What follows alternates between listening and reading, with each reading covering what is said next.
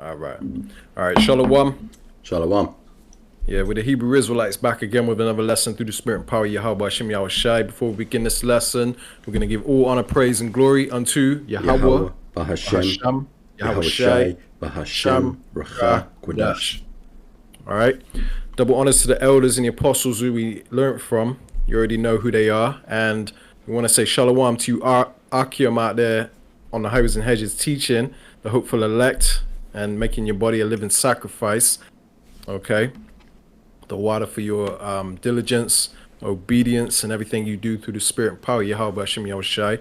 All right. Salute to you, brothers, man. All right. Shalom to you, Akwaf in order, meaning you Israelite sisters that are in order. Very important. Okay. You're the only women in this world that matter. All the rest of them women out here, they're through. All right. So make sure that you be nothing like them and be conformed to the image of Yahweh Shai. All right. So shalom also to you Israelites scattered abroad that may look like these other nations. That means you Israelites that look like, you might look like a so-called white man, Chinese man, Arab or whatever, but if your seed line goes back to Abraham, Isaac, and Jacob, you are indeed a Hebrew Israelite, because this thing ain't about color. Okay, we don't teach that this is about color. All right, it's about your seed line. If your seed line goes back to Abraham, Isaac, and Jacob, regardless of your appearance, you are a Hebrew Israelite. And the way we can tell who the Israelites are is through the Spirit. We don't judge according to appearance. The scriptures tell us strictly not to do that, and we don't do that. We judge according to the Spirit. So if you can understand this gospel and you're not offended by it and it resonates with your spirit, then you're in tune with the Spirit of the Lord. And only the Israelites can do that. Okay, this is how we sift for the elect, because the elect of Israel was scattered among all nations. All right. So we just got to put that point across as our introduction. I know we sound like a broken record to a lot of you that have tuned into our videos, but it's got to be done. All right. This lesson, we're going to basically speak about, we're going to get up to you people out there up to date with current events that are going on, because, you know, we haven't really spoken on lately on what's going on right now in the world, and there is a lot going on. And, you know, we want to touch on the fact that there's a strike about to happen October 1st among the truckers, and basically that's expected to cause a disruption in the supply chain. So, you know, the scriptures speak about famine, so we're going to speak on that and show you how this could be the big one, man. This very well could be the scriptures that we've been bringing out for a while now, coming into fruition, man. Basically, where a lot of people are going to die from starvation in this so-called first world country, man. You know, wherever you reside, whether it be UK, America, Europe, whatever.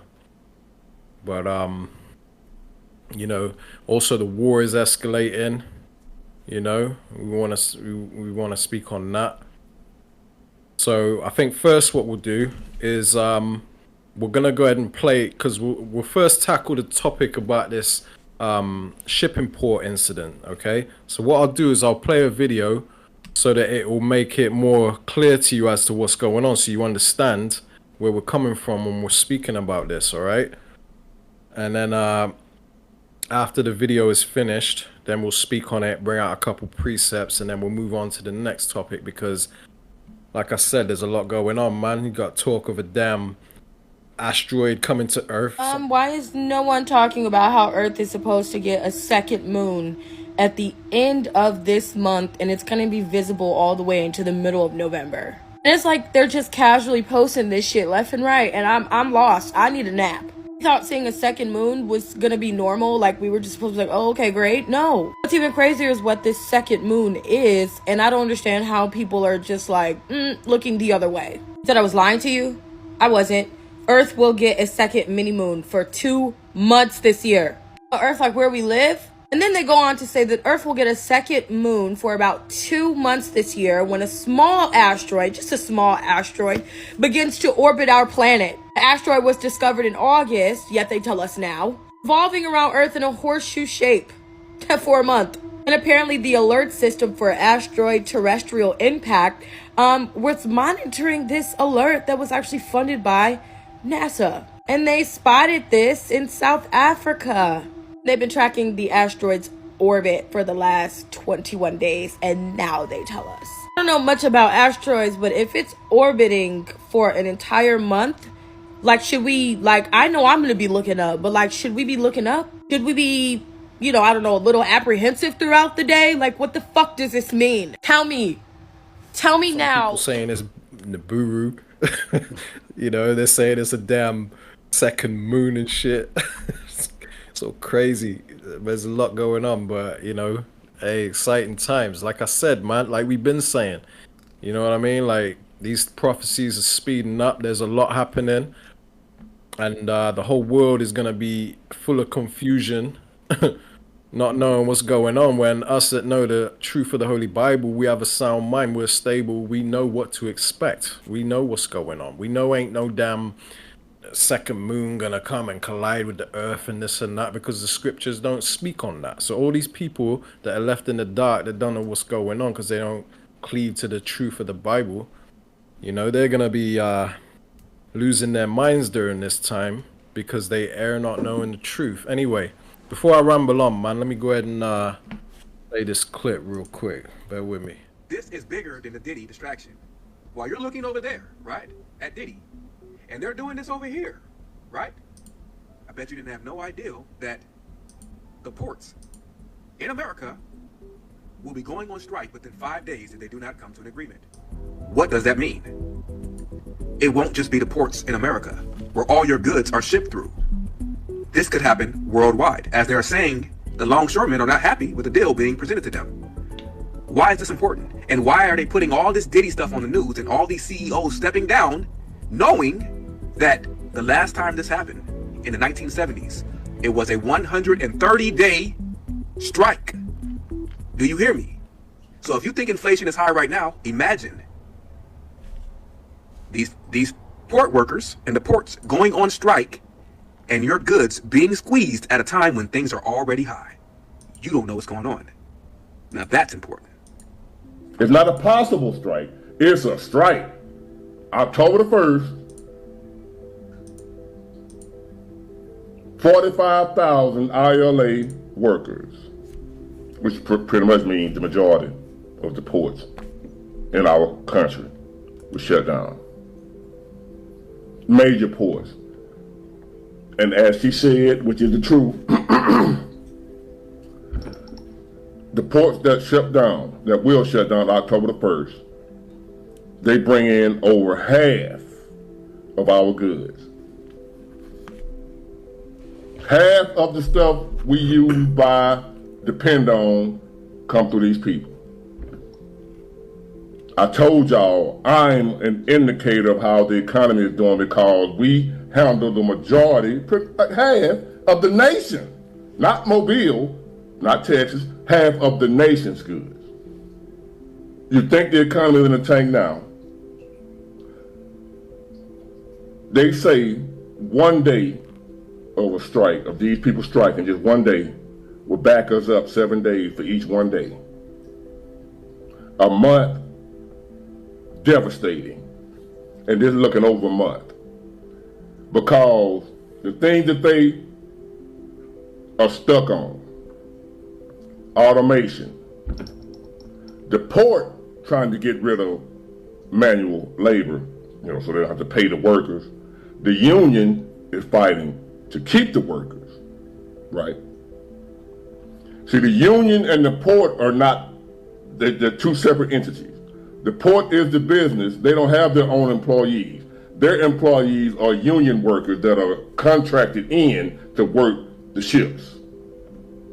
The people that own the port don't have workers. Everybody that works in the port are union, except for us, the drivers. All right. So the union and the port are not friends. They're not together. They're two different businesses on the same land. One needs the other. They need each other. So what the port is trying to do is get to a point where they don't need the union, right? to save money, the union costing them money. Like now they want a 77% raise. They're not gonna get that. You want almost 100% raise. So let's just put that in perspective. Say they already making like $40 an hour. They want to make $80 an hour. And us as the drivers, I'm gonna be honest with you, we ain't down with them, the union, cause they treat us like shit. So we don't give a damn if they don't get it, cause they cost us money. How they being? I told y'all how they the sorriest work. I ain't getting into their business. That's their business. But if it comes down to talking about the truck drivers, us siding with the union, no, we siding with the port, because the port trying to make it better for us when we can get in and out of there. See, the union workers are hurting our pay. They're concerned about their pay. And now they trying to get us to join in with them because we workers too. But now y'all ain't been down with us. Y'all been killing us, the trucker. We sitting up for hours. That's what the problem is about. That's why the port is trying to upgrade to automation, because the manpower, it keeps them backed up. They can't flow. We have lines backed up across the bridge trying to get in the port because the union is there on their phone. I'm sitting there looking at them waiting to get loaded. They on their phone and shit. But they want a 77% raise. The port say no. Y'all ain't worth it. And I agree with the port. But yeah, like I was trying to say, as you just saw in that video, all hell is about to break loose. SHIT is about to hit the fan, It's man. happening now. Get ready. Get everything that you need. It's starting now. The ports are going on strike. They already started. As you can see, these containers are starting to sit. A lot of them are empty. And they're not taking them back to the rail yards. It's starting now. So what you need to do is get as much supplies as you can. The strike gonna start in about 5 days. It should be starting on the 1st. 7 out of 10 of the major ports are going on strike. So I would suggest that you get prepared now. Don't wait until later. This is what we've got to deal with. This is what we're going through. They want order out of chaos. So as you can see, they're sitting, they're not moving. Not gonna go nowhere for a while. Get all your supplies. You need it now. These people today don't know what a strike is. When my men hit the streets, from Maine to Texas, every single port will lock down. You know what's gonna happen? I'll tell you. First week, be all over the news every night, boom, boom. Second week, guys who sell cars can't sell cars because the cars ain't coming in off the ships. They get laid off. Third week, malls start closing down. They can't get the goods from China. They can't sell clothes. They can't do this. Everything in the United States comes on a ship. They go out of business. Construction workers get laid off because the materials aren't coming in. The steel's not coming in. The lumber's not coming in. They lose their job. Everybody's hating the longshoremen now because now they realize how important our jobs are. Now I have the president screaming at me, I'm putting a Taft-Hartley on you. Go ahead. Taft-Hartley means I have to go back to work for 90 days. That's a cooling off period. Do you think when I go back for 90 days, those men are going to go to work on that pier? It's going to cost the companies money to pay their salaries. Well, they went from 30 moves an hour maybe to 8. They're going to be like this. Who's going to win here in the long run? You're better off sitting down and let's get a contract and let's move on with this world. And in today's world, I'll cripple you. I will cripple you, and you have no idea what that means. You know, and basically you got a war between the truckers and the union workers, and the union workers are expecting higher pay, you know, because of you know, the cost of living going up and stuff, basically, which is the crash of the US dollar. This is one of the domino effects you're seeing manifest before your eyes. Okay, that video was a pure example of basically Esau and his heavy debt, you know, and what happens when, as a result of that, So basically, the dollar is losing its value. So therefore, you know, cost of goods and stuff is going up, and people are wanting more money, man, for their work, for their labor. And you know, they understand, you know, what will happen when they go on strike. They say that, you know, one day of a strike will equal 7 days of what, backlog of goods or something like that. So basically, it's going to have a devastating effect each day that they go on strike. And the reason they're going on strike is because the world is mourning right now because of the rulers of this earth. Scripture's saying, Job 9:24, the earth is given into the hands of the wicked. So the people ruling the earth, the Bible has called them the wicked. And all this that's going on in the world is a result of their rulership.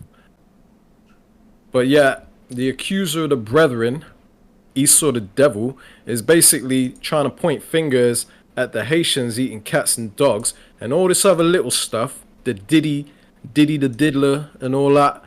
You know, the whole world's basically locking into things that don't matter, man.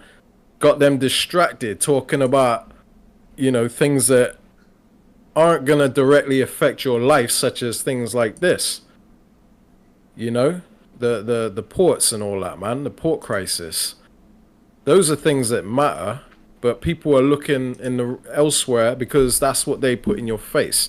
The media is a very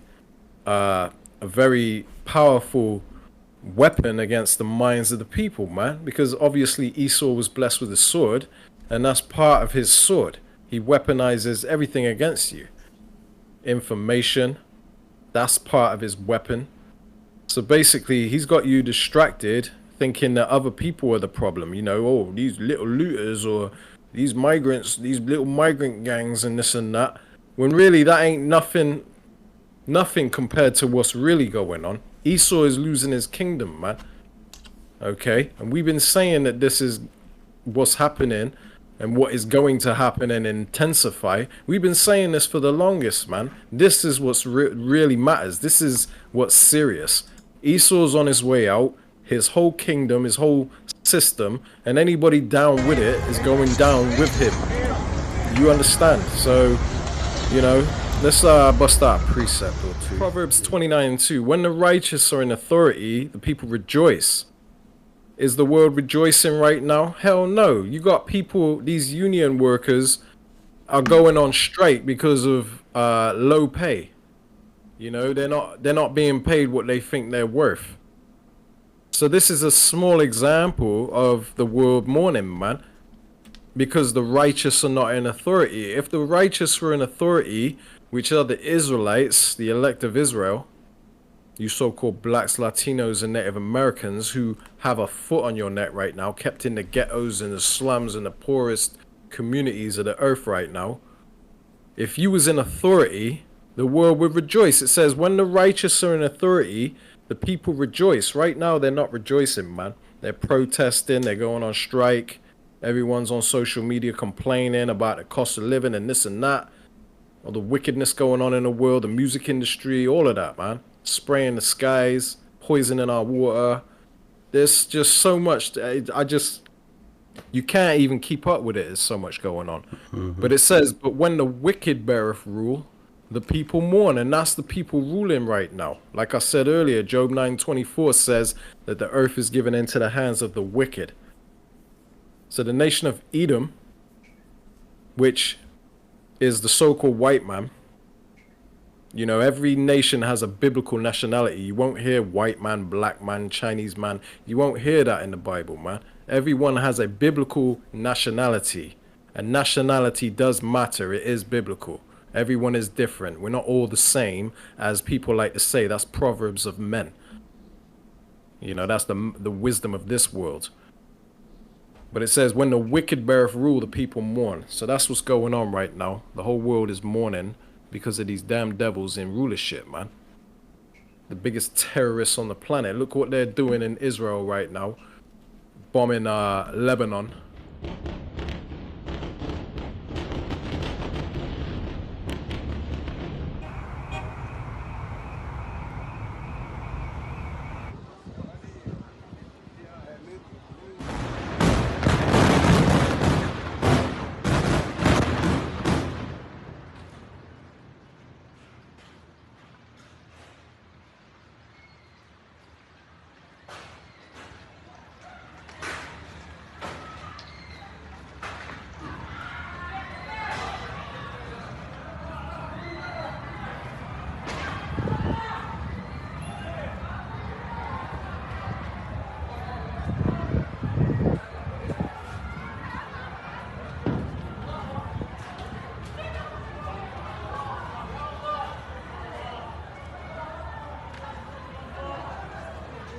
seconds, Israel flattened 6 to 7 residential buildings in a densely populated neighborhood in the suburb of Beirut today. Everyone all over the capital, Beirut, thought the strike happened in their neighborhood when they heard 10 extremely loud and intense explosions. Israel described it as a precise strike, yet it is one of the biggest single attacks that we've witnessed in our near history. In his speech at the UN today, Netanyahu said, Israel seeks peace. "What peace when you've killed 43,000 civilians in Gaza in 1 year and almost 2,000 civilians in Lebanon in a few days?" We still don't have the number of casualties from today's terrorist attack on the suburb of Beirut, but a man at the site of the strike told a journalist that he saw dead children being put in ambulances. And it looks like Israel has yet again achieved its goal of killing possibly hundreds of people in a few seconds. Moments ago, the Israel Defense Forces carried out a precise strike on the central headquarters of the Hezbollah terror organization that served as the epicenter of Hezbollah's terror. Hezbollah's central headquarters was intentionally built under residential buildings in the heart of the Dahia in Beirut, as part of Hezbollah's strategy of using Lebanese people as human shields. On October 8th, Hezbollah started attacking Israel. After almost a year of Hezbollah firing rockets, missiles, and suicide drones at Israeli civilians, after almost a year of Israel warning the world and telling them that Hezbollah must be stopped, Israel is doing what every sovereign state in the world would do if they had a terror organization that seeks their destruction on their border, taking the necessary action to protect our people so that Israeli families can leave their homes safely and securely. And what they're doing at the same time, they're doing to the Palestinians, man. They damn near wiped that whole damn country out. But yeah, Jake eating a few cats here and there because he's suffering with mental issues, mental health issues. They don't label that as mental health. They say that's the problem. Those dark people that have invaded our country. And all these Edomites, they fall for it every time because they're just they can't see past their own damn racism, man. These people are bugged the hell out.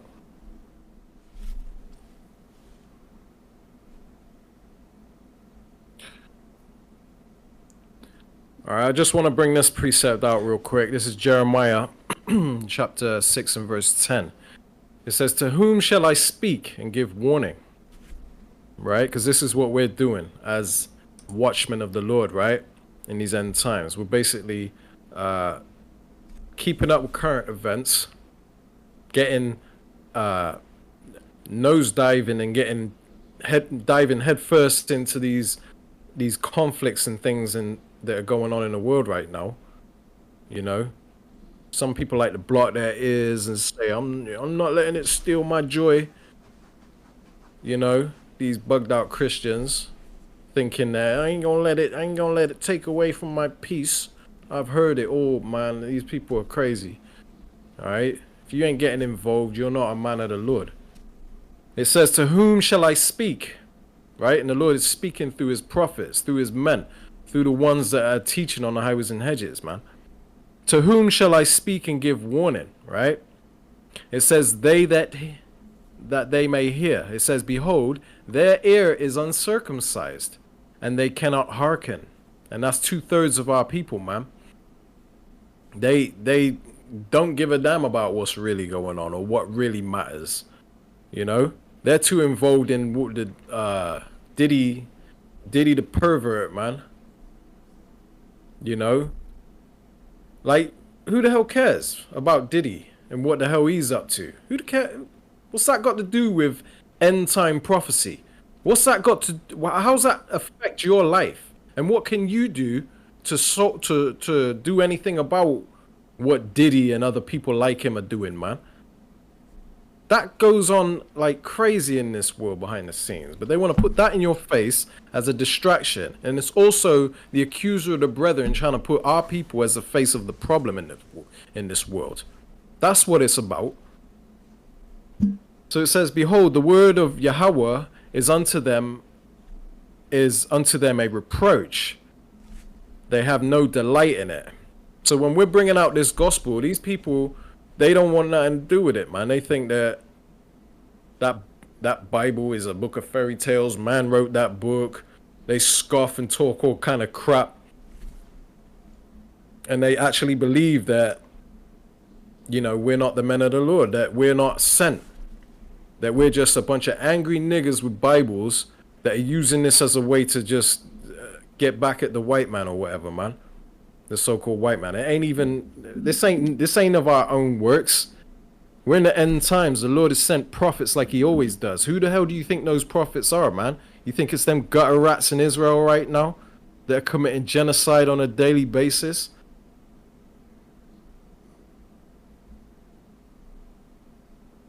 So, you know, we're set up to be watchmen in these end times, regardless if you hear or forbear. So Habakkuk 2:1 says, I will stand upon my watch and set me upon the tower. I will watch to see what he will say unto me and what I shall answer when I am reproved.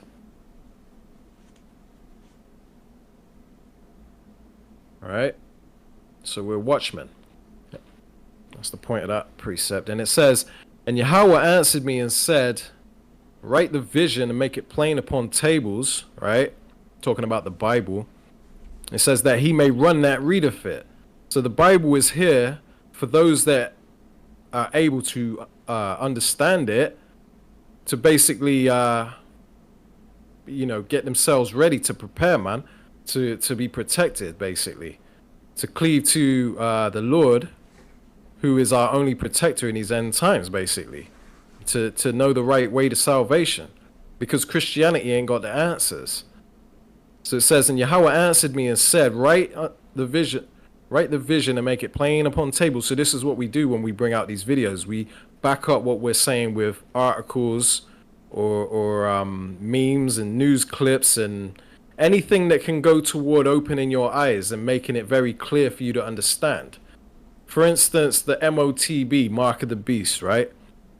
You got a lot of false prophets in these end times, which was prophesied to happen. We also bring that out to make it plain upon tables, make it very clear for you to understand that there are false prophets among us that call themselves Hebrew Israelites, wearing purple and gold and wearing spiked fancy garments looking like the Legion of Doom. You know what I mean? You got all kind of bugged out false prophets in these end times claiming to be the men of the Lord, man. But you'll know them by their fruits, right? So it says, and Yahweh answered me and said, write the vision, make it plain upon tables, that he may run that readeth it. You know, MOTB is clear what that is. And we're bringing out certain things showing you the progress that they're making with the Elon Musk Neuralink or the RFID microchip and all that. We're showing you that, hey, these are the things that are prophesied about, you know, it's happening. We're making it plain for you to understand.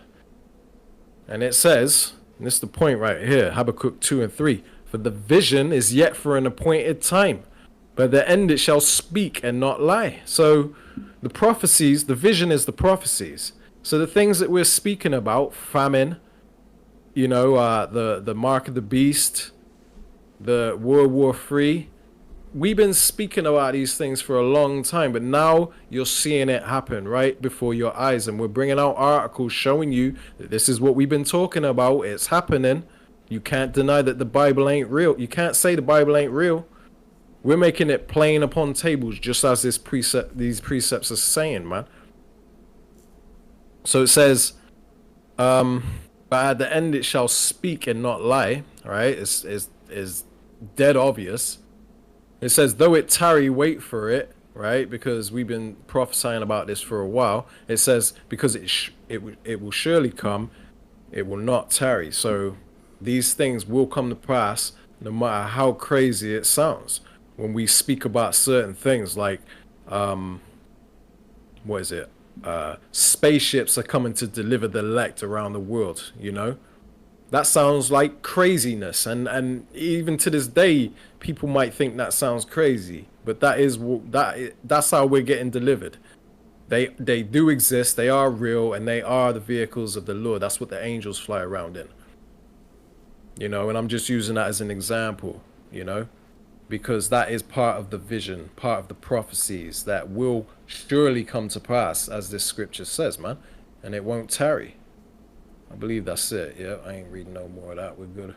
You got anything you want to bring out? Yeah, just to sort of get back on the topic of the ports strikes and all that other stuff.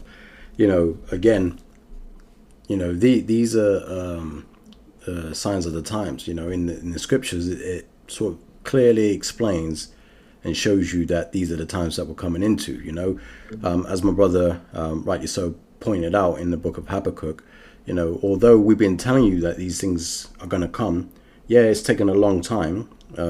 Like when my brother mentioned that it's, though it tarry, wait for it because it will surely come. Though it tarry, meaning it's taken a long time for it to happen. Don't take it because it hasn't happened yet that it ain't still going to happen, right? You know, it's on the Lord's time. It ain't on our time. We can't say, oh yeah, it's going to happen in the year 2000 and that's it. You know, no, the Lord didn't want it to happen in the year 2000. That's why it's been here we are today, the year 2024. You know, 24 years after the year 2000, and we're still bringing out these prophecies. Just because we haven't, you know, it didn't happen in the year 2000, doesn't mean that it ain't happening. But look what's happened in the last 24 years. You know, quite a lot is built up to this point, and now we're on the verge of World War III. You know, we're on the verge of famine. We're on the verge of, you know, the MOTB. You know, we're on the verge of Yahweh Shai coming back. We're at the doors, right? I wanted to bring this out because, you know, I think it's relevant to bring out because the scriptures clearly state, you know, what is going to happen. So there's these strikes, right?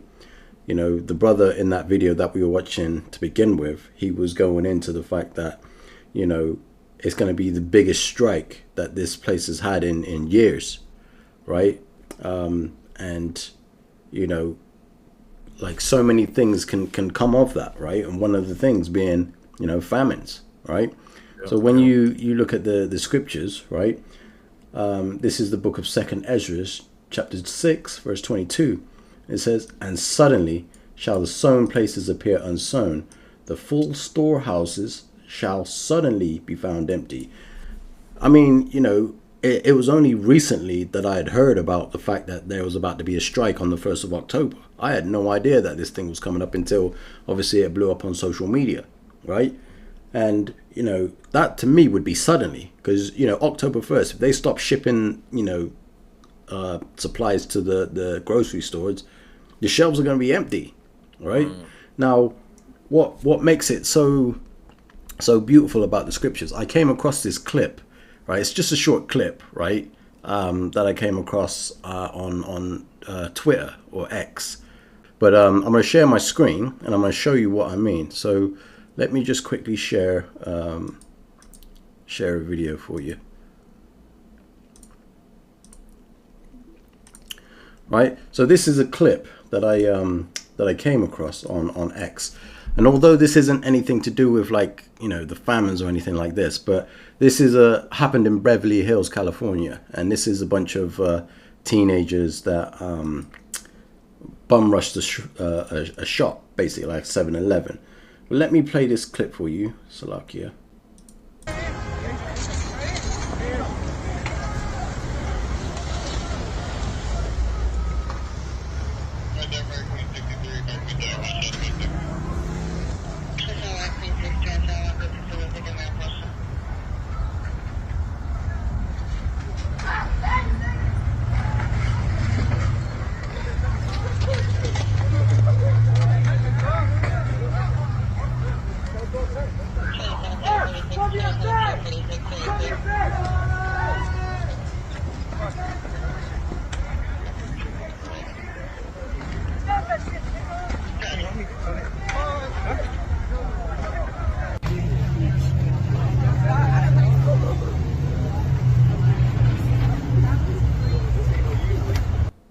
Right, so as you can see from a small scale, right, this is a bunch of teenagers just bum rushing a convenience store to basically rob it of all its sweets and candy and potato chips and crisps or whatever.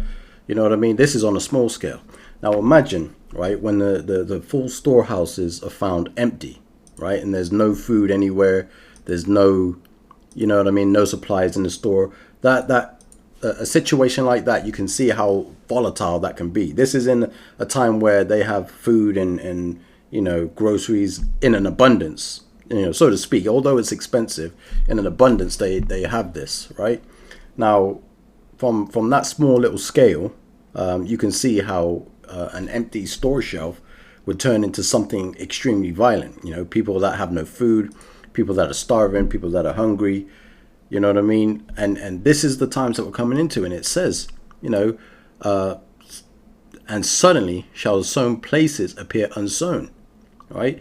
And it says, and the full storehouses shall suddenly be found empty. Now you see how they all bum rush the store, right?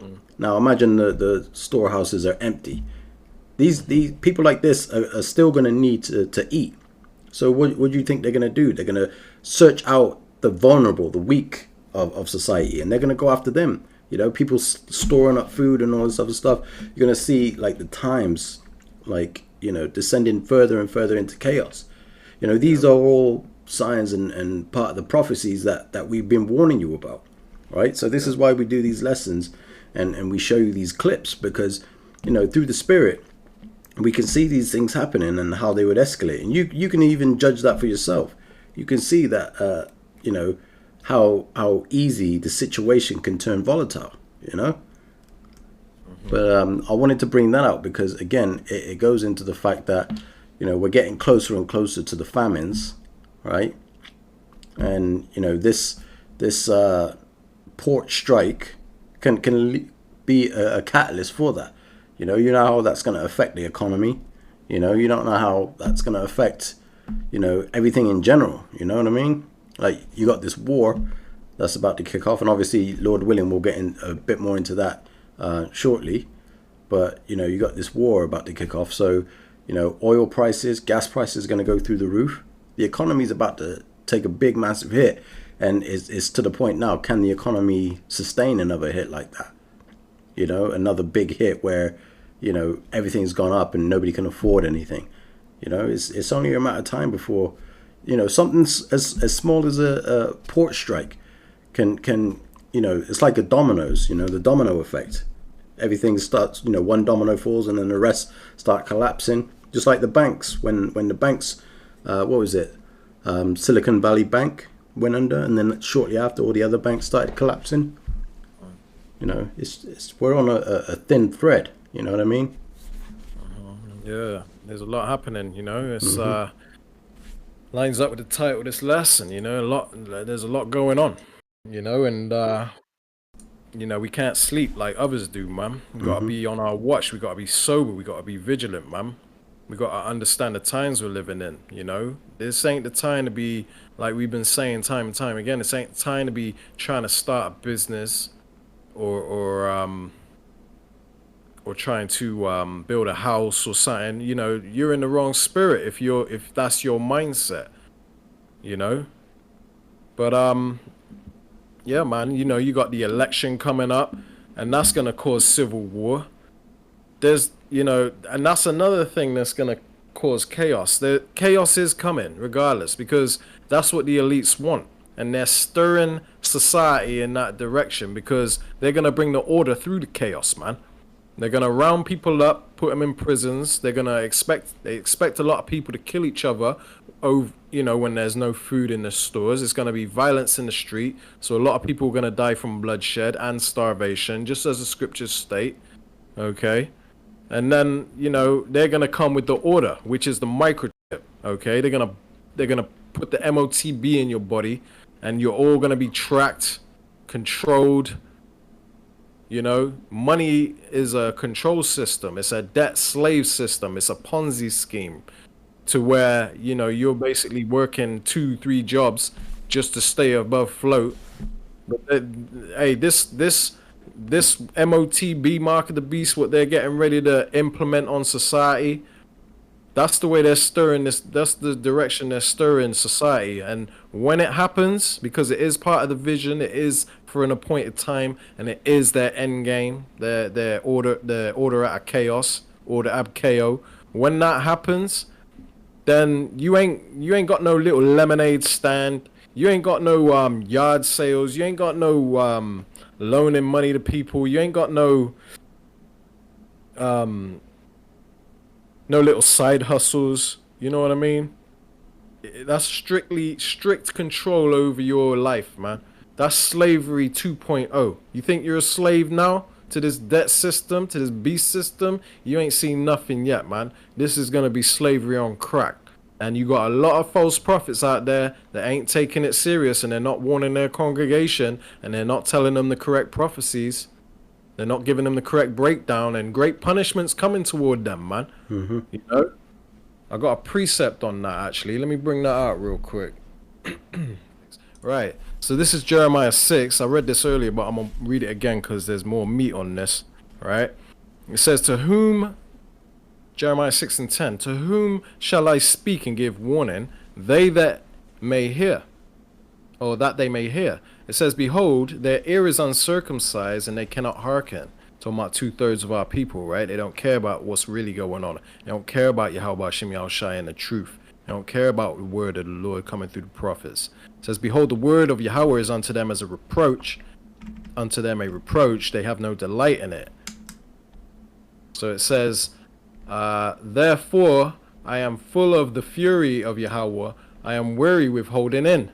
It says, I will pour it out upon the children abroad, and upon the assembly of young men together, for even the husband with the wife shall be taken, and the aged with him that is full of days. It's a great judgment is coming, man. It says, and their houses shall be turned unto others, with their fields and their wives together, for I will stretch out my hand upon the inhabitants of the land, saith the Lord Yahweh Hashem Yahushai. It says, for from the least of them even to the greatest of them, every one is given to covetousness, and from the prophet even to the priest, every one dealeth falsely. And that's talking about you Christian pastors and the false prophets that call themselves Hebrew Israelites in these last days. The false ones, okay, not the real prophets. It's up to you to figure out who those are.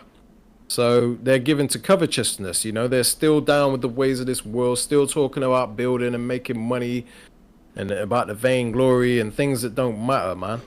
Their mind ain't right. It says in Jeremiah 6:14, they have healed also the hurt of the daughter of my people, saying, slightly saying, peace, peace, when there is no peace. So these people think that there ain't, you know, you even got false prophets that are on record on wax talking about there ain't gonna be no time of Jacob's trouble, man. You know, they're saying that there's, you know, they're saying that we ain't in the last days. Don't worry about it. Everything's gonna be all right. They're not giving you the real message. They're not giving you the raw gospel. They're not warning their congregation, the sheep. They're leading you astray. They're blind and they're leading you astray, man.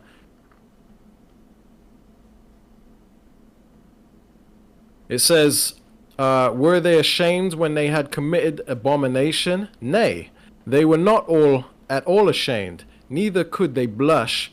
Therefore, they shall fall among them that fall.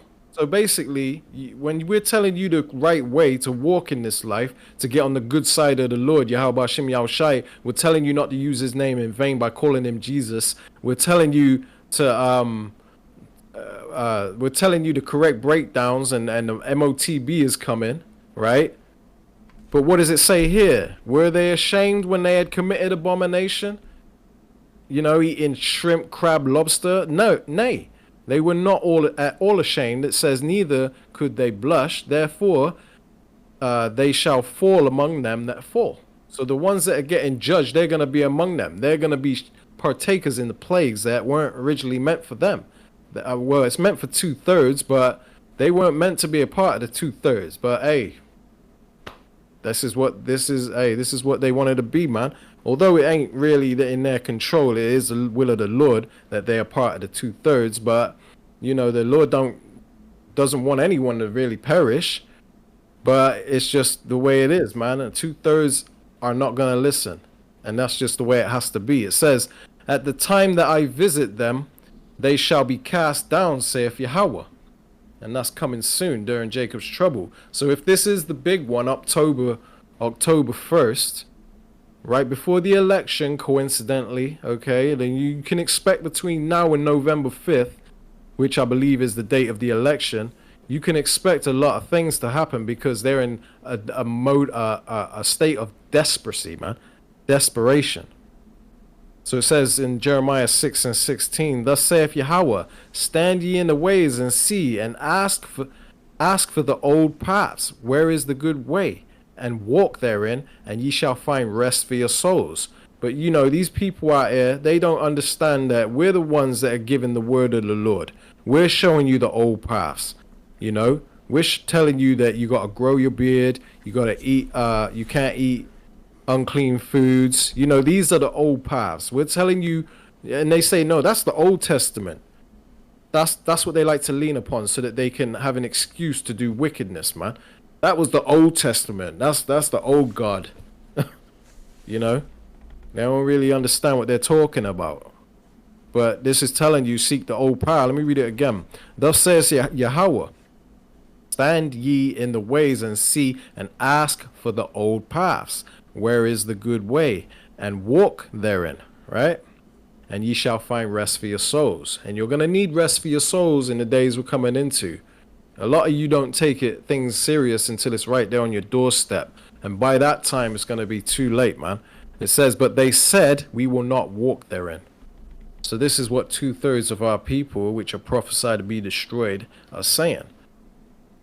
It says, also I set watchmen over you, which is us. Okay, and I'm not talking about just me and my brother here. I'm talking about the men of Great Millstone. Okay, the elders and the apostles of Great Millstone, and the ones that are affiliate camps that are teaching the same doctrine. All them other camps that ain't teaching the same doctrine, they're not the ones that the Lord is talking about. They're not the watchmen. It says, also I set watchmen over you, saying, hearken to the sound of the trumpet, which we're doing now. We're telling you things are about to get real. Listen, pay attention. Pay attention to the sound of the trumpet. It says, but they said, we will not hearken, we won't listen. Therefore, hear ye nations, and know, O congregation, what is among them. Hear, O earth, behold, I will bring evil upon this people, even the fruit of their thoughts, because they have not hearkened unto my words, nor unto my law, but rejected it, because they say the law is done away with. That was the Old Testament. You know? You got people bugged out, Yah Israelites, talking about, blaspheming the name of the Lord. And then they stumble at certain prophecy, certain vital parts of the scriptures, dealing with like the sea line of the Father and stuff like that. You know? So they reject the words of the Lord, man. The pure doctrine. It says, alright, I'm gonna leave it there actually. I think the point is made. Yeah, alright, so you know, not to make this lesson too long, I don't want to drag it on too long. Lord willing, you've made it this far, but you know, these are serious times, man. So we're gonna switch topics because, you know, we've already spoken about the famine that's coming eventually, and you know, whether or not this October 1st is the big one or not, whether this is the straw that breaks the camel's back, we don't know, but it's sure looking like it could be. So you know, we got to take these things serious, whether or not it is gonna be serious, because if the protests, if the strikes go on for a long time, then that's when you know it's really serious. But if it only goes for like 1 or 2 days, you know, and it's not as serious as it seems, then it, you know, it is what it is. But the famine is gonna come one way or another. But all we're saying is that this could possibly be it. So you just gotta treat it as if it is it? Because, you know, you don't want to be caught off guard, man. Yeah, you never know, man. You never know. Yeah, the day of the Lord comes as a thief in the night. You know, you don't want to be caught slipping. Yeah. You know, a lot of people thinks things are sweet right now. They think everything's fine because they still can go to their 9 to 5. They still can eat and all that. Still can go walk their dog and they're safe. The women can jog in their little skimpy shorts or whatever. Yeah, at night. And they think everything's sweet. Yeah, but them days are coming to an end soon, man. Life is about to change, like drastically, and it's gonna catch a lot of these people that are asleep off guard. But we're gonna speak about the war now. We're gonna bring out an article, a clip, and then we'll pause it here and there and speak on it. All right. Just to show you, you know, that side of what's going on, you know, that side of chaos that's coming, man.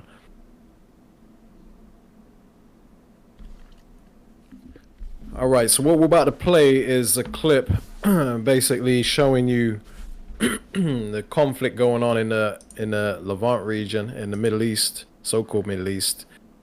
And you know, basically the Lord is putting the pieces in the Lord is playing checkers, man. Basically, you know, he's getting these countries fighting each other, and you know, Israel is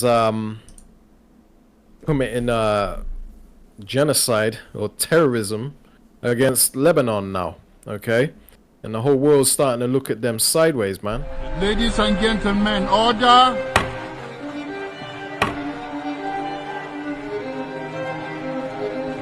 Order.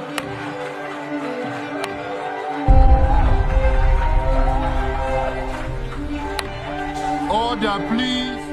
What we're seeing, ladies and gentlemen, a lot of people walking out of the General Assembly, and the moment in which Benjamin Netanyahu walked in to address to give his address, perhaps a sign, a bit of taking of the temperature as to how that session of the world body feels about his presence right now. I didn't intend to come here this year. My country is at war, fighting for its life. But after I heard the lies and slanders leveled at my country by many of the speakers at this podium, I decided to come here and set the record straight.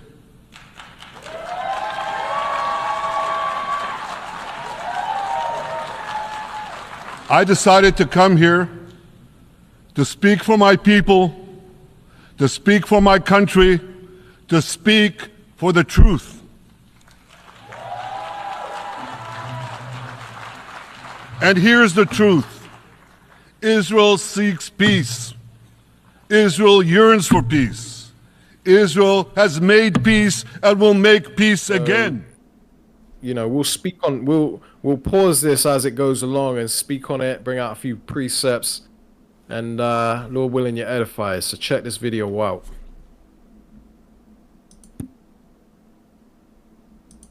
Mass exodus. You look to your right, you look to your left, smoke. These are Israeli airstrikes.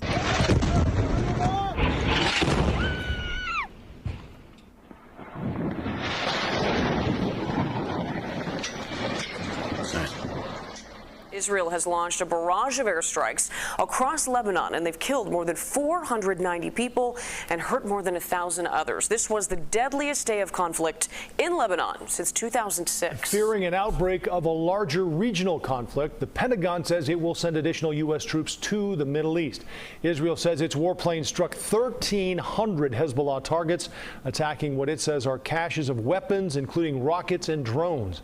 The IDF claims the weapons are inside residential buildings embedded among civilians. Lebanon's health ministry says 90 women and children were among those killed. Say Israelis. Yo, I'm just gonna pause it there for a sec.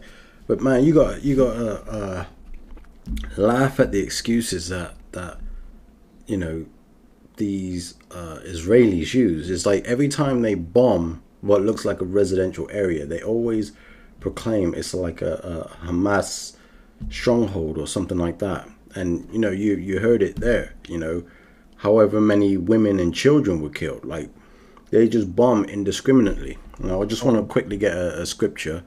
And they always say they always try to play the good, like they're the good guy, because you had Benjamin, not a JEW Benjamin Netanyahu, nada, talking about where we gave him warning to get out of the area and stuff before we tear your land up, So they play like they're innocent, man. And I don't know how much time he gave them, but he basically had all these targets that he said that Hezbollah was hiding weapons and stuff, and it's basically an excuse to basically destroy completely destroy their cities, man. I have a message for the people of Lebanon.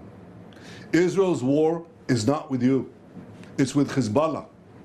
For too long, Hezbollah has been using you as human shields. It placed rockets in your living rooms and missiles in your garage. Those rockets and missiles are aimed directly at our cities, directly at our citizens. To defend our people against Hezbollah strikes, we must take out those weapons. Now, starting this morning, the IDF has warned you to get out of harm's way. I urge you, take this warning seriously. Don't let Hezbollah endanger your lives and the lives of your loved ones. Don't let Hezbollah endanger Lebanon. Please, get out of harm's way now. Once our operation is finished, you can come back safely to your homes. Major story unfolding overseas tonight has this question attached to it. Has the leader of Hezbollah been killed? A major and devastating Israeli airstrike targeting the leader of Hezbollah. The airstrike demolishing Hezbollah headquarters in Beirut. Tonight, Israeli intelligence saying the buildings were destroyed where they believe that leader was, but there has been no confirmation either way. The U.S. says it had no advance warnings of this attack, and if that leader has been killed, the question now, what could come next? What Iran is already suggesting. Ian Pannell in Beirut again tonight. Tonight, the question still unanswered in the Middle East. Was the leader of Iranian-backed Hezbollah killed in a massive Israeli strike in Beirut? A series of bombs ripping through a residential area in the south of the city. Israel says it was a Hezbollah stronghold, home to underground bunkers housing its headquarters. Two Israeli sources telling ABC News the target was the group's widely revered leader of 32 years, Hassan Nasrallah. The Biden administration quick to distance itself from the strikes. I can tell you the United States had no knowledge of or participation in the IDF action. Defense Secretary Lloyd Austin saying he was speaking on the phone with Israel's defense secretary as the attack unfolded. The United States was not involved in Israel's operation. We had no advance warning. The attack just 1 hour after a fiery speech at the UN General Assembly in New York by Israel's Prime Minister Benjamin Netanyahu, calling the UN a, quote, swamp of anti-Semitic bile, and dismissed a ceasefire plan pushed by the US and others. Don't let Nasrallah drag Lebanon into the abyss. We're not at war with you. We're at war with Hezbollah, which has hijacked your country and threatens to destroy ours. David, tonight Iran reacting. The embassy here saying the attack changes the rules of the game as Israel tells residents in parts of the city to urgently evacuate their homes, and more strikes are already underway tonight. David? Ian Pannell in Beirut all week long for us. Yeah, man, and that's what I mean. Again, like I say, like we say, and like-minded brothers who are bringing out this truth, when you see script like news stories or articles like this, you can quite literally go to the scriptures and sort of line it up. So the scripture that I wanted to bring out, this is in the book of Joel, chapter 3, and we'll start at verse 9. And it reads, "Proclaim ye this among the Gentiles, prepare war. Wake up the mighty men, let all the men of war draw near, let them come up." Now, the fact that Israel is bombing Lebanon, you don't think they're just going to sit there like the Gaza and not respond to that.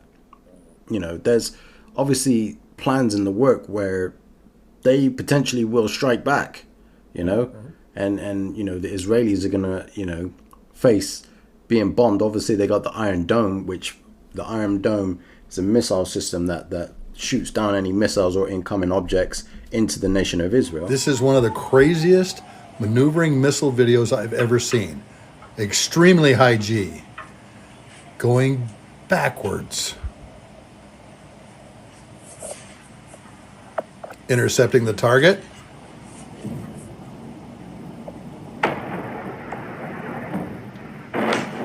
And then the boom. Welcome to Israeli morning. Look, you see it in life.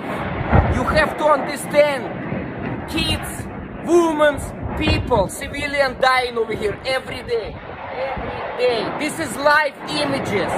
And I don't care if I'll die over here, but you need to understand what we're going through over here. This is on top of our heads every day. Right, but again, like, this is something that we're starting to see through the scriptures, right? So I'm going to keep reading. This is verse 10. It says, beat your plowshares into swords and your pruning hooks into spears. Let the weak say I am strong. So these nations that, are surrounding Israel, they are now in a position where they're going to be sort of spending more money on their military capabilities. They're going to be spending more money on conventional weapons to strike back against Israel. I mean, you can imagine, like, you're a sovereign nation, and all of a sudden you got a neighboring country which you don't quite, see, get along with, now bombing residential areas and then proclaiming, oh yeah, there's terrorists in that area, and they're hitting innocent, well, I'd say innocent, but civilians, basically. They're hitting civilians, women and children, especially, the defenseless. You know what I mean? Like, so, the men of war, or the men that, join the army, they're going to be looking for some payback. Let the weak say I'm strong. Israel's, got America as their main ally.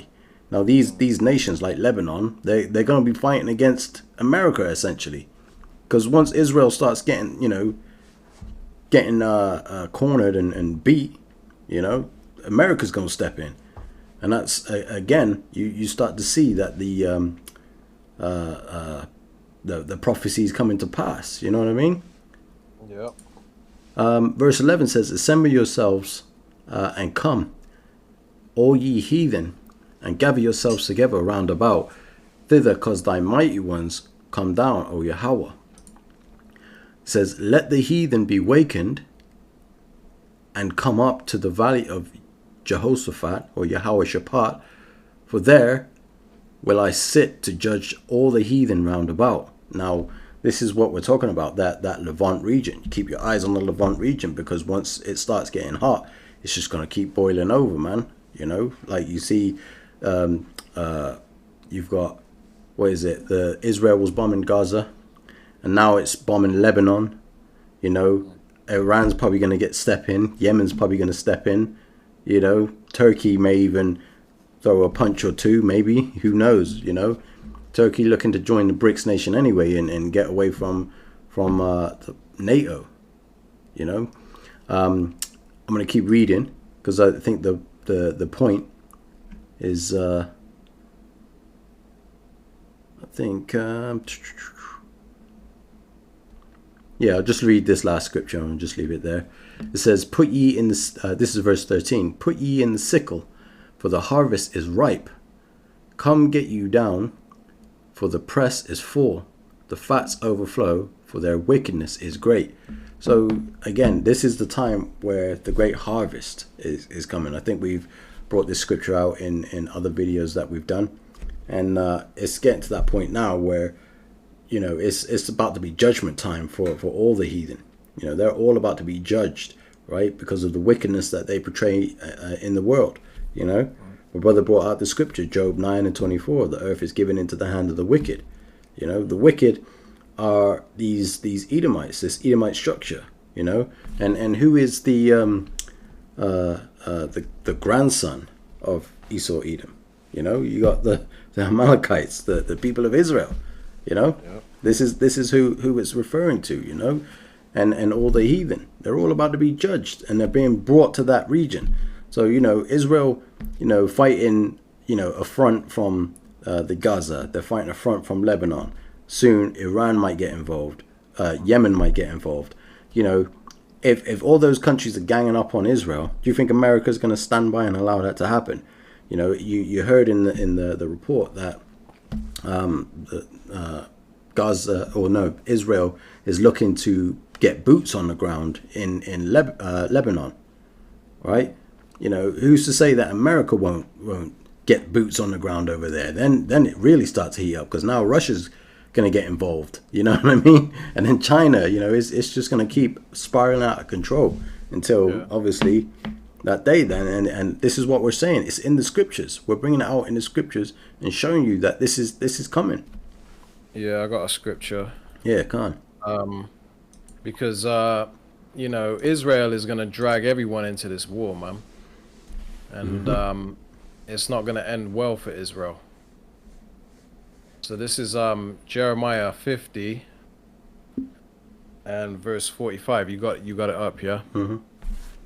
It says, "Therefore hear ye the counsel of Yahweh that he have taken against Babylon." Babylon is America. "And his purposes that he have purposed against the land of the Chaldeans." It says, "Surely the least of the flock shall draw them out." So, you know, this talking about these Amalekites, man, these fake JEWs living in our land right now, claiming it's theirs.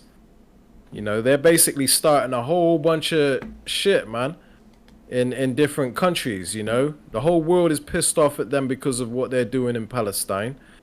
And now what they're doing in Lebanon, that's gonna rouse people up even more. So all these different nations are gonna end up putting their focus on Israel, man, and America, because America's gonna have to back up their homeboy, man.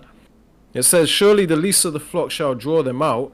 Surely he shall make their habitation desolate with them." So this is prophesied. This is prophecy, biblical prophecy right here, letting you know that Israel is going to be wiped off the map. Okay, the Lord is going to clean these damn gutter rats out that land, man. And he has to before he puts us back in it. You know, the Lord is getting ready to clean them out of our land and put us in it. All right, so let me just back that up with another precept. The book of Numbers, chapter 24, start at 18. It says, "And Edom shall be a possession," right? Edom is the Edomites, which is the so-called white man, right? They're going into slavery. They're going to be our possession when we take hold of this earth, because these devils are going to kill each other with their nukes. And then the rest of them that remain, that go into their bunkers, and the other people throughout the different countries that don't get nuked up, they're going into slavery. So Edom shall be a possession. We're going to own them. It says Seir also shall be a possession for his enemies, which is talking about the same people, because Esau dwelt in Mount Seir. So it's basically talking about the Edomites. It says, "And Israel shall do valiantly," and it ain't talking about these gutter rats, these fake JEWs. It's talking about the real Israel, the so-called blacks, Latinos, and Native Americans. We're going to do valiantly, meaning we're going to rule them with an iron rod, man, and put our foot up their ass. It says, "Out of Jacob shall come he that shall have dominion, and shall destroy him that remaineth of the city.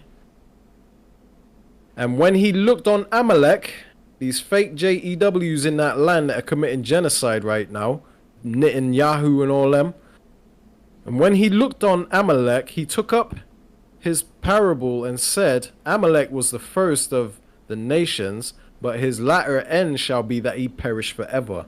So the Lord is getting ready to, and it's all set in motion right now. This is why World War III is happening, because this prophecy is going to come to pass before long, man. So the whole world is getting ready to turn on these gutter rats that are committing genocide in Palestine and in Lebanon and all that. This is the start of their end, and they don't even know it. These people don't even realize that they think that they're fulfilling prophecy. They're the men of the Lord and this and that. The Lord is dealing with them when they are the epitome of evil on the earth, man. They're the reason for every problem in this earth. They own the banking industry. They own everything. Job 9:24 said the earth was given into the hand of the wicked. This is the wicked that it's talking about. These fake JEWs, man.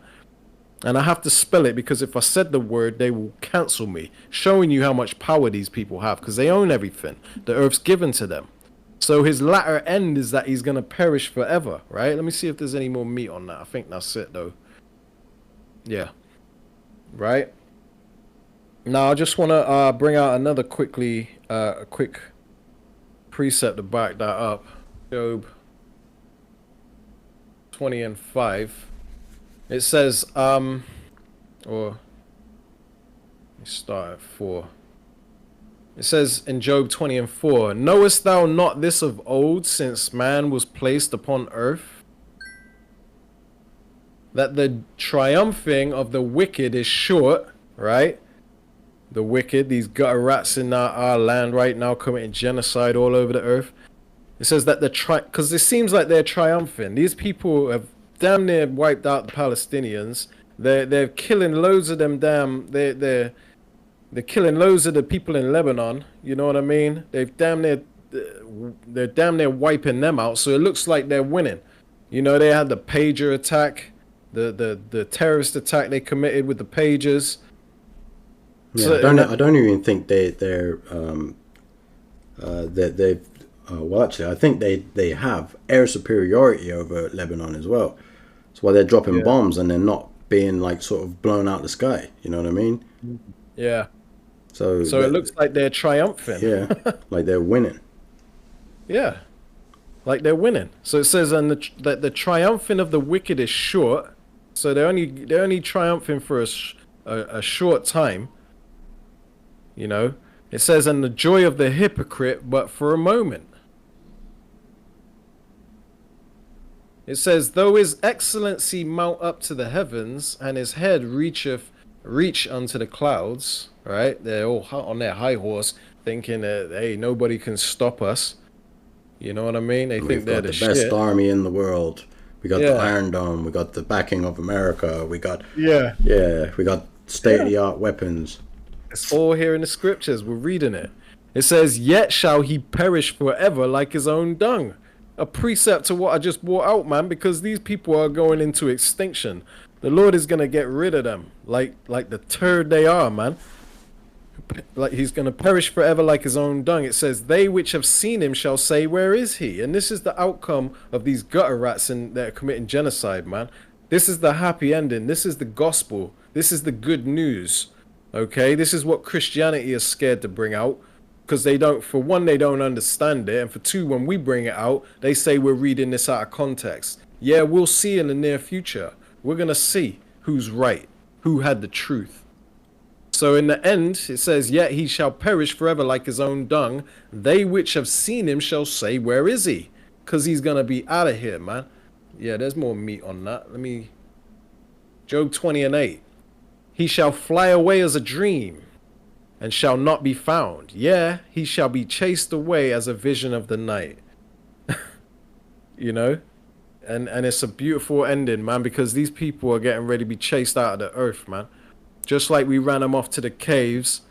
Back in the days, we ran them off to the Caucasus Mountains, hence the reason why they're called so-called Caucasians. Right? We're going to chase them out the world next. It says, the eye also which saw him shall see him no more. So the people that have always... All right, so this is Job 20 and 9. It says, the eye also which saw him shall see him no more. Neither shall his place withhold any more behold him. Okay, so meaning his authority over the world, his rulership. You really think this man is going to run this earth into the ground, create nuclear weapons, start wars all the damn time, commit genocide, okay? All this stuff he's done in the earth, man.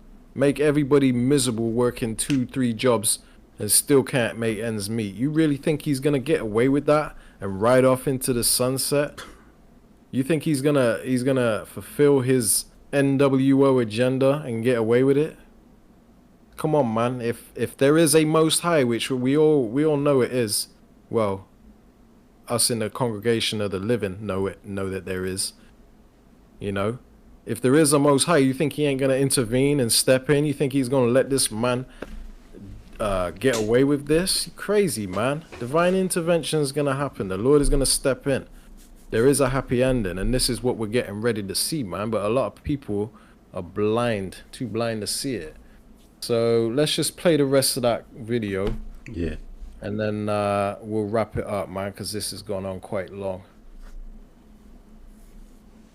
More than 1,600 wounded. This is a dramatic escalation. Will this spill into a full-on regional war, a full-on ground war? I think that depends on what Hezbollah does over the next several days. But we're certainly seeing an escalation here, and a war between Hezbollah and Israel is underway, without a doubt. Understand that the people backing Hezbollah are in fact the Iranians. So this is a fight between good and evil, and between Israel and Iran. A Hezbollah official says the militant group has entered a new stage of open-ended warfare. Yeah, you see, Israel and Hezbollah. You see how they're trying to incorporate Iran into that mix. Yeah, and how they're trying to make it look like it's a war between good and evil, and that Iran is the evil one, and they're the good ones. Yep. Killing kids, bombing kids and women, Yeah. They're the good guys. But they're the good guys. You can look in their eyes. You can look in these devils' eyes and tell they're not the good guys. They're the epitome of evil. Do you really think the devil that the Bible's talking about is going to have a horn and a tail, horns and a tail? Look in the eyes of these people. That's the devil the Bible's talking about. These people got a nerve, man. 144. Call Allah Yahweh Shim Yahushai. Yeah, call Allah Yahweh Shim Yahushai. Nice.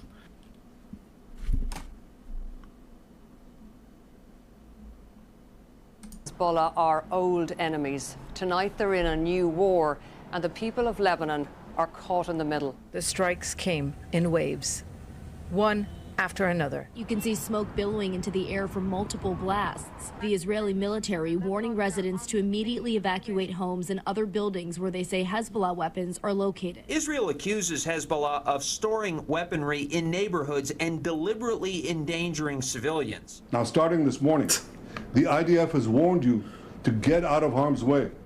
I urge you, take this warning seriously. Don't let Hezbollah endanger your lives and the lives of your loved ones. Don't let Hezbollah endanger Lebanon.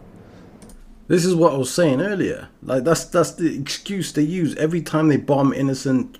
I keep saying innocent, but you get what I'm saying. Like it's like the civilians. Like he keeps bombing the civilians, and he's like, yeah, Hezbollah. They got where. Look how they did an animation. Like how the hell they get a bomb that size in a friggin' residential area? You know what I mean? Like. It's like a damn ICBM just chilling in somebody's living room.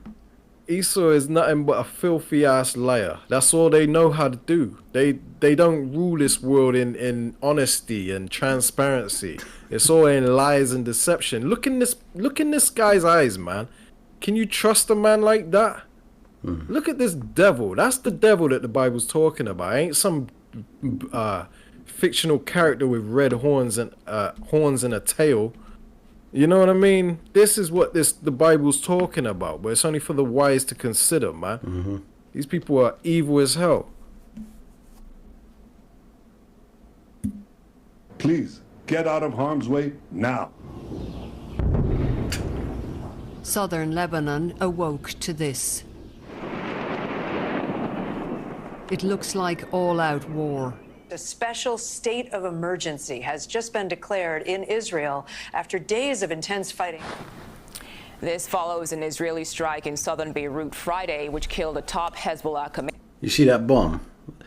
A lot of people are saying it was like a tactical nuke, but I reckon that was a Moab. They dropped a Moab and caused them ripples to go through the atmosphere. Mother of all bombs. Mother of all bombs, or MOAB, is a powerful non-nuclear bomb developed by the United States military. It is the largest non-nuclear bomb ever used in combat, weighing over 21,000 pounds and containing 18,000 pounds of explosives. The MOAB is designed to create a massive blast radius and destroy underground targets, such as tunnels and bunkers. It is detonated in midair, creating a shockwave that can penetrate even heavily reinforced structures. The MOAB was first used by the United States military in 2017 against ISIS targets in Afghanistan. The bomb was praised for its effectiveness in destroying underground tunnels and caves, but also drew criticism for its destructive power and potential civilian casualties. Despite its controversial use, the MOAB remains a formidable weapon in the United States military's arsenal. I would have thought it would have done more devastation than that, though. A Moab. I mean, a tactical nuke, I would have thought, man, that would have been like serious. You know, a nuke. A nuke is like the powerful weapons that melt elements and shit. But they're more powerful than Hiroshima now, man. Yeah, but if you look at the Moab, or mother of all bombs, like I think they did a video in Afghanistan where they dropped one, and I think there, you know, you can see it gave like a similar style explosion. That's why I think it might have been a Moab that they dropped as opposed to a tactical nuke. But still, man, that's crazy. Look at the destruction. Commander. In this residential neighborhood in northern Israel, the peace is fleeting. Yeah, that's them getting payback. Firing war rockets into Israel after already launching more than 150 over the weekend. When we heard the explosions, I was a bit fearful, more than usual. We are used to it, but it seems really serious this time. Fears of a wider war in the region now growing. The Pentagon says the U.S. is sending a small number of additional U.S. military personnel in light of the increased tension. Tactically, this is a move upwards. This is an escalation of that conflict, which is regional and could become global. So really, this is a conflict with Iran. It's interesting that Hassan... Yeah, it's lucky if I keep pausing it, but you hear what you just said. It could be regional, could become global. Yeah, that's the least of the flock drawing them out. He's drawing out the whole globe. Yep. He's gonna lead all these countries into World War III, basically, man. I mean, this is the start of World War III. Like a lot of countries are at war, but it ain't to the point that we're nowhere near what it's gonna be. Yeah. This is why we're here, to give the warning, because it's gonna get devastating, man, and it's gonna hit your doorstep. And you think about it, right? You know, they're all gathering in that region because they're all going to be flocking there to defend Israel from the surrounding enemies. You know, like, you know, and again, that's why, you know, starting with the elder apostle Tahar, he was saying, keep your eyes on the Levant region. That's the Levant region right here. Like, look, that's how you know we're getting closer in prophecy to it all, you know, us being at the end, you know. Once like World War III, in the midst of World War III, it's when Yahweh Shai is showing up. Yeah. You know, and obviously you had that report out in space where some asteroid course corrected and it started coming towards the Earth. I don't even know what's going on with that.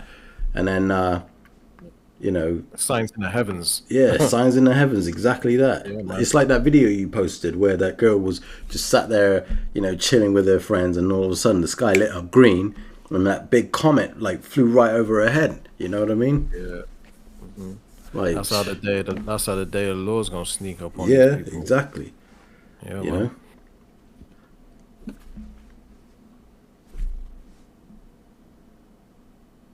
Nasrallah, the head of Hezbollah, today was taunting Israel to invade. Go ahead, invade, because he knows that in many ways that would be a trap. I think we're already in a wider war, and we have already been in a wider war for a year. There have been attempts to contain it. But as David was saying, once you start a war, and once you start exchanging fire with a group like Hezbollah, where does it end? Iran has already warned of, quote, dangerous consequences for what it called Israel's adventurism into Lebanon. Plus, as you mentioned, the West Bank, where there is a very large and growing problem with the Palestinians who are increasingly leaning toward Hamas, who feel that the settlers in that part of the country are taking advantage of this situation to steal Palestinian land. You have Iran. I love how they use the word settlers, man. Like it's so innocent. Yeah. Colonizers, yeah? Yeah, keep it real. Yeah, keep it real. Say it how it is. These devils love to use. They got a forked tongue. They love to use slick words, man, to sugarcoat their wickedness. These people are just they gotta go, man. Yeah, because I just like, just based on what you were saying, like this guy here was saying, oh yeah, they've been at war for the last year. It reminded me that obviously when Gaza did that strike on Israel or whatever, when they invaded Israel, that was around the 7th of October. So October's going to be a hectic month. You got the strike on the 1st. The 7th of October would be the anniversary of when, Israel probably going to have something. And I wouldn't be surprised if Lebanon had a surprise for them on October 7th. Like, you thought it was bad with Gaza. Look at what we're going to do to you. You know what I mean? I wouldn't be surprised, man. They're probably going to be on high alert on that day, man. That'll be like their 9/11. You know what I mean? Let's hope so. Hey, prophecy, but it's man. interesting. We're just sitting back, eating popcorn, and watching these devils kill each other. Yeah, because I feel like that Michael Jackson meme where he's just in the cinema eating popcorn. Yeah. At the end of the day, we're not picking sides. We're sitting back and enjoying the show, and that's the right spirit to be in, man. Let these heathen fight each other, okay? This ain't nothing to do with us. This is just the Lord cleaning up things so that we can take our planet back. Because the world was created for the elect of Israel, for the nation of Israel. Okay, and the Lord's putting everything back in order, and this is the way it has to happen, man. All of this that's going on is for the greater good. It's bad now, but it's gonna result in peace on earth.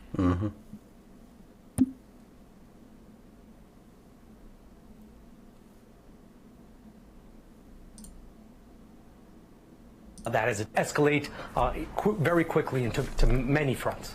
Derek, this conflict will certainly be a major topic at the UN General Assembly this week. Absolutely. And on Thursday, I can tell you that Israeli Prime Minister Benjamin Netanyahu is set to speak here in New York. President Biden's scheduled to be here on Tuesday. The speech is happening at a precarious moment.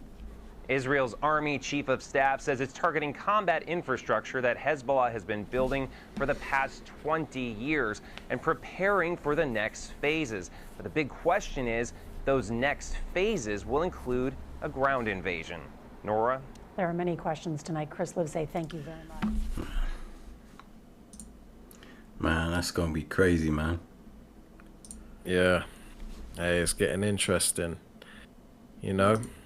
All we could do is sit back, crack the popcorn, get your soda, your drink or whatever. Just enjoy the show. Yeah, nice glass of wine. Just nice. Watch the Lord's movie, man.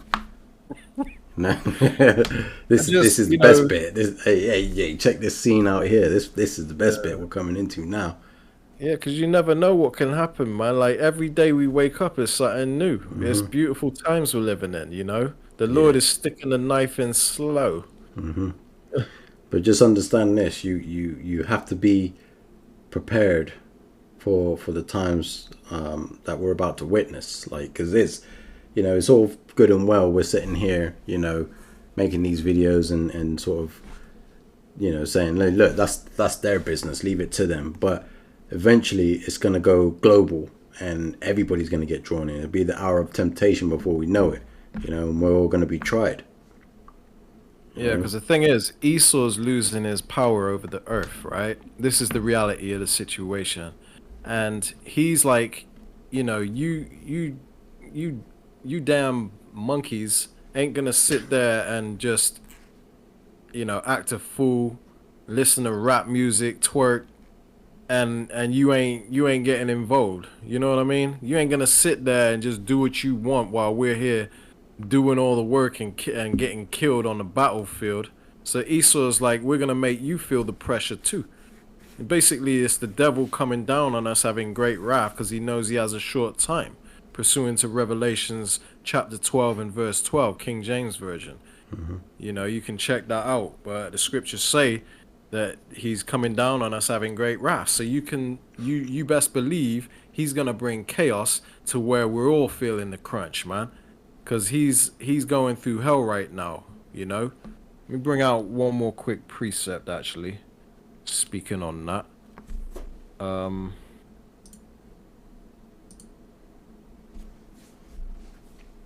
What have I done?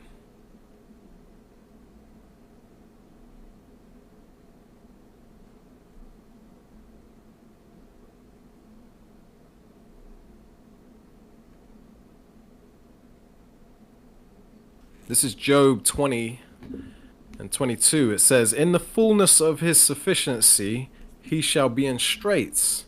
Right? So right now, Esau is in the fullness of his sufficiency. This is what it's talking about. He's at the peak of his kingdom. Okay? This man's got artificial intelligence now. You know? He's got roadways, internet, airports, cities all built up. You know, this man's at the peak of his kingdom, okay? Peak of his rulership. That's the fullness of his sufficiency. And it says during this time, he will be in straits. Straits is a position of difficulty. This man is fumbling his kingdom, man. He's got all kinds of shit going on. He can't keep up with it. He's just got problems left, right, and center, man. Everything's falling apart. And it says, every hand of the wicked shall come upon him, because nobody's happy. When it says the wicked, it's not talking about Esau in this particular precept. It means those that are oppressed by Esau, which is all nations.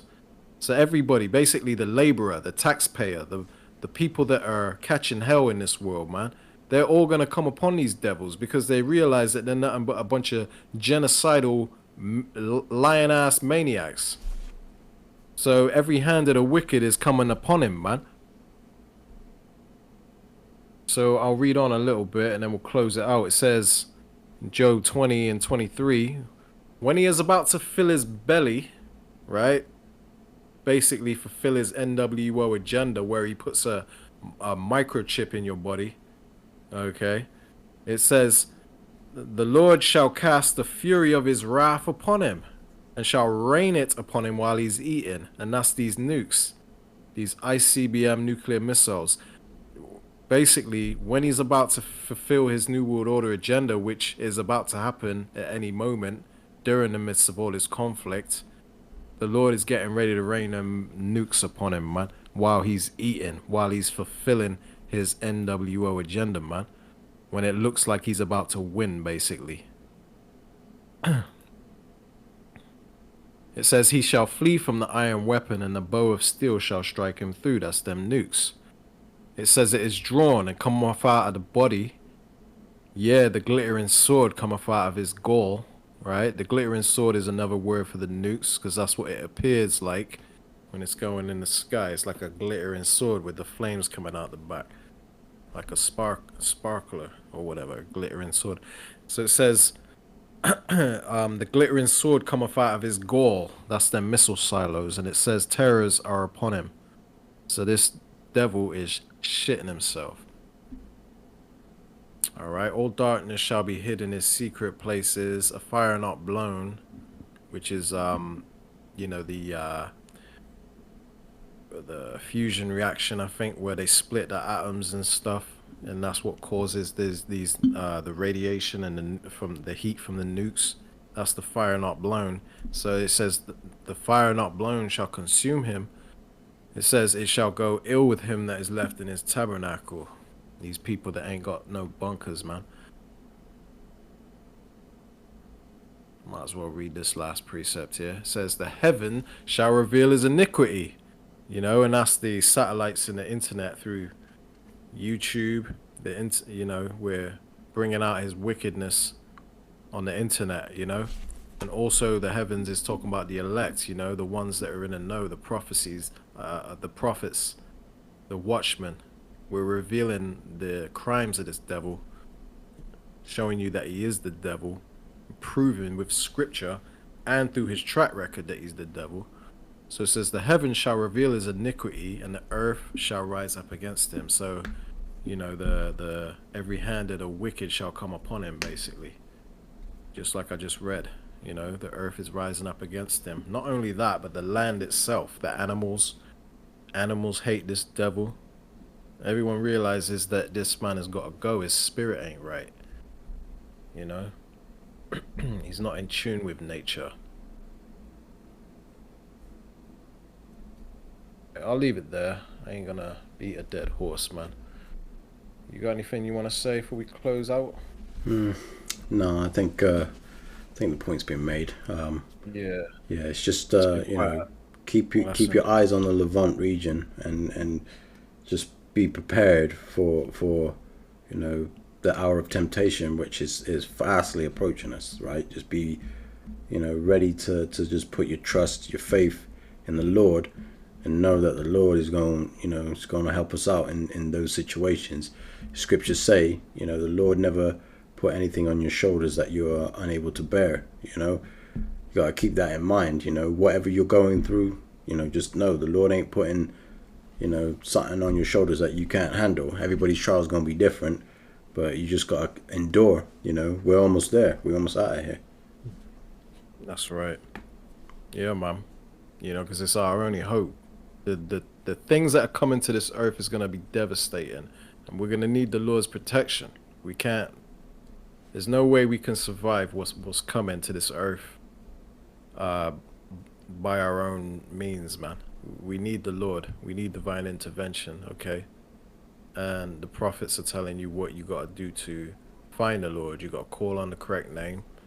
You got to cleave to the right prophets, because there's many false ones out here leading you astray. You know? So, you know, Lord willing, you got edified through this lesson and others like this, and that you're getting your stuff together, getting your house in order, man. All right? Because, hey, this is the time we're in. Time to get serious. Ain't time to be thinking about college and careers and houses and stuff, man, and businesses. This ain't that time. Recognize the time you live in, and this is time to get off the couch and get serious about your salvation, all right? So close it out here.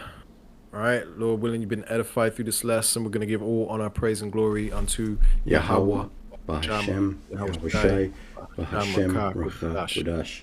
Shalom. Shalom.